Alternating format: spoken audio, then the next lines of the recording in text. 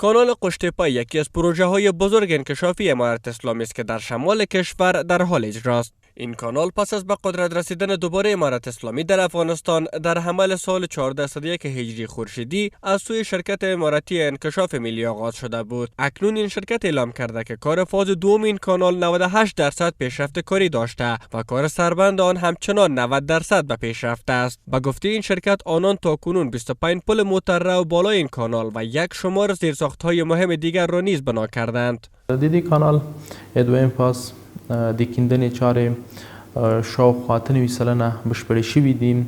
همدارنګه د دې ستر کانال د سربند جوړولو چارې هم 90.5 سلنه پرمخ تللي دي.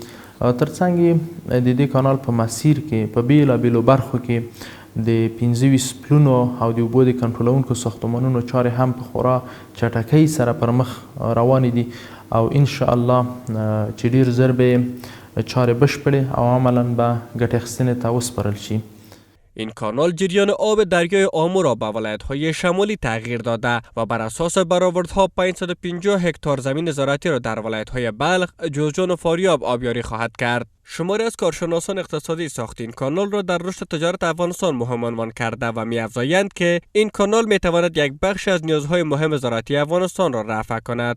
از این لحاظ ما همیشه میگم که عمدتاً ما به 4 حصه میتونیم که انقلاب سبز در افغانستان ایجاد کنیم و افغانستان بره به سوی خودکفایی.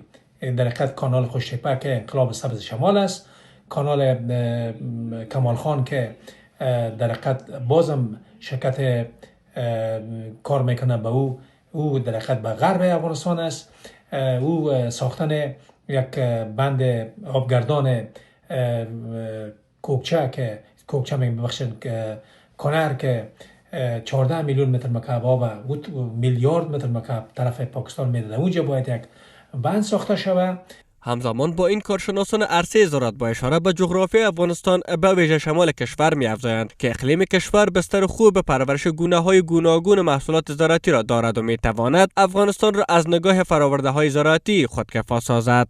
سازگاری اقلیمی را که در بستر بیوسفری که مسیر قشتیپه و شمال افغانستان وجود دارند، یعنی دسترسی کافی به آب فراوان و در کنار آب شرب دریای آمو است. روی هم رفته میزان بالای باروری طبقه بیوسفریک و میزان بالای حاصلدهی طبقه بیوسفریک و بستر مناسب برای رشد تولیدات زراعتی به شمول غلجات، میوه‌جات، سبزیجات و زراعت‌های صنعتی به پنبه و کنجد میتواند باشد.